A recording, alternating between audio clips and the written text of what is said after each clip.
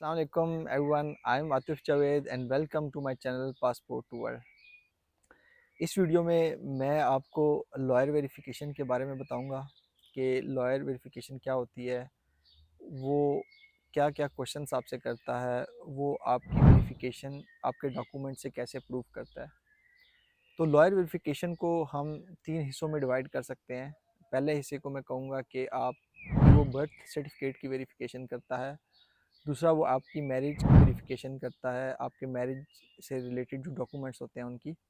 और तीसरे नंबर पे वो इंक्वायरी करता है, और इंक्वायरी के केस में वो आपके घर को विज़िट करता है। तो पहला जो बर्थ सर्टिफिकेट है उसके अंदर वो ये करता है कि आपकी जिस यूनियन कौंसिल के अंदर बर्थ सर्टिफिकेट की एंट्री हुई होती है वो वहाँ विज़िट करता है। वो उससे पहले जो उसका सेक्रेटरी है उसको कॉल करके इन्फॉर्म करता है कि मैं इंक्वायरी करने आ रहा हूँ। तो वहाँ वो जाके आपकी मैनुअल एंट्री को चेक करेगा। आपके एंट्री चेक करने के बाद वो आपके डॉक्यूमेंट्स के साथ उस इंफॉर्मेशन को मैच करेगा, और वो सेम स्टेप आपके स्पाउस के लिए भी करेगा अगर आपका स्पाउस जो है वो इधर पाकिस्तान से है।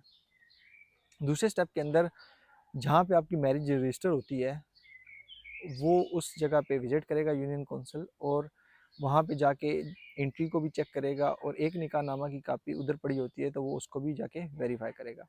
तीसरे नंबर के अंदर लॉयर इंक्वायरी होती है। इस केस में वो आपके स्पाउस के घर जाता है, जिस केस में वो आपसे क्वेश्चन करेगा बहुत सारे। मेरे इस केस के अंदर लॉयर मेरे घर भी आया था और स्पाउस के घर भी गया, मेरी वाइफ के घर भी गया था। और इसमें वो ये करता है कि वो 1-2 दिन पहले आपको कॉल करके इन्फॉर्म करेगा कि मैंने विज़िट करना है, इंक्वायरी करनी है, और वो आके ना आपसे बहुत सारे क्वेश्चंस करता है। इन सारे क्वेश्चंस को मैं 2 हिस्सों में डिवाइड करता हूँ।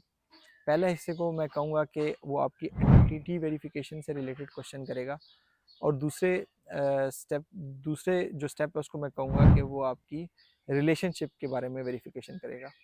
और अगेन जो आइडेंटिटी वेरिफिकेशन है उसको भी मैं 2 हिस्सों में डिवाइड कर सकता हूँ।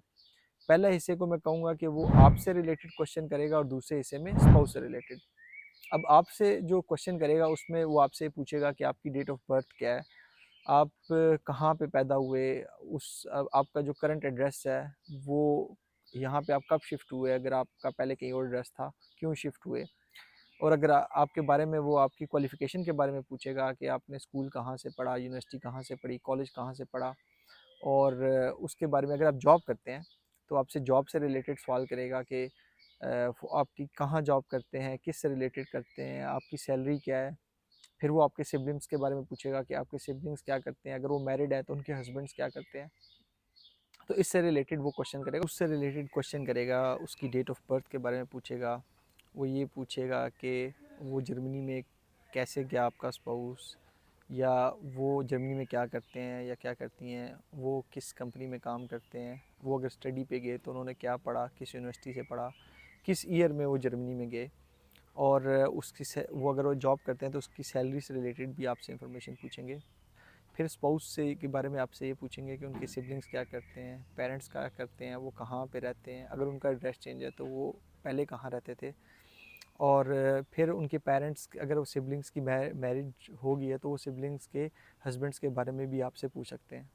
जो वेरिफिकेशन है उसको मैं कह रहा हूँ कि ये रिलेशनशिप वेरिफिकेशन है।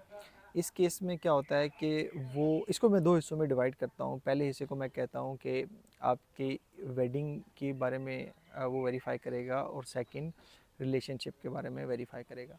अगर आपकी फॉर एग्ज़ाम्पल शादी होगी है, आपका इंगेजमेंट केस नहीं है, अगर आपकी मैरिज हो चुकी है तो वो आपसे ये पूछेगा कि फॉर एग्ज़ाम्पल दोनों केसेस में अगर आपकी मैरिज हो चुकी है या आपकी मैरिज नहीं हुई, आप इंगेजमेंट केस है, तो दोनों केसेस में वो आपसे ये पूछेगा कि आपका रिश्ता कैसे हुआ, ये लव मैरिज है या अरेंज मैरिज है, रिश्ता किसने करवाया, कौन कौन इस रिश्ते में इन्वॉल्व था, क्या आपका कोई इवेंट हुआ, अगर इंगेजमेंट है तो क्या इंगेजमेंट का इवेंट है, या निकाह या आपकी कोई मैरिज हुई है तो उसका इवेंट है, इवेंट घर पे हुआ या किस जगह पे हुआ, उसकी टाइमिंग्स क्या थी, कितने लोगों ने इवेंट में शिरकत की, और आपने खाने में क्या दिया था ऑफ कोर्स। और फिर उसके बाद ये इवेंट से रिलेटेड क्वेश्चंस करने के बाद वो ये भी पूछ सकता है कि आप नेबर्स को बुलाएं, और वो नेबर से भी इस इवेंट के बारे में डिटेल पूछेगा, और नेबर से आपकी आइडेंटिटी के बारे में भी पूछेगा। सेकंड स्टेज में वो आपसे पर्सनल रिलेटेड इन्फॉर्मेशन भी पूछेगा कि पर्सनल रिलेशन के बारे में वेरीफाई करेगा। वो उसमें ये क्वेश्चन पूछ सकता है कि आप की कब बात होती है अपने स्पाउस से, हफ्ते में कितनी बार होती है, वीडियो पे होती है, चैट पे होती है, कॉल पे होती है। वो आपके पर्सनल मैसेज भी देख सकता है। फिर उसके बाद वो आपसे पूछेगा कि आपका हस्बैंड आपको पैसे भेजता है कि नहीं भेजता, गिफ्ट्स देता है कि नहीं देता, शादी के बाद आपने कहीं विज़िट किया नहीं किया, कितना अर्सा आप साथ रहे, वो इससे रिलेटेड क्वेश्चन करेगा। तो यही लॉयर इंक्वायरी होती है, जो जिसमें क्वेश्चन होते हैं। ये हर लॉयर के ऊपर डिपेंड करता है, हर लॉयर डिफरेंट क्वेश्चन पूछ सकता है, लेकिन ओवरऑल इस तरह के क्वेश्चन होते हैं। मेरी आप एट द एंड आपको एडवाइस ये है कि आप लॉयर आपको कंफ्यूज करने की कोशिश करेगा, वो आपको डरा, कुछ लॉयर डराने की कोशिश भी करते हैं। तो आपने डरना नहीं है, आपने बिल्कुल कूल हो के अपने आंसर्स देने हैं, क्योंकि आपका रिलेशनशिप जेन्युइन है। तो आपको किसी चीज़ से डरने की ज़रूरत नहीं है, आपने हर आंसर सच बोलना है, झूठ नहीं बोलना। और अगर आपको इन्फॉर्मेशन चाहिए कि प्री वेरिफिकेशन क्या होती है या इंगेजमेंट केस क्या होता है, डिटेल इन्फॉर्मेशन चाहिए, तो आपको चैनल में, मेरे चैनल पे बहुत सारी वीडियोस मिल जाएंगी फैमिली यूनियन वीज़ा से related. So thank you very much.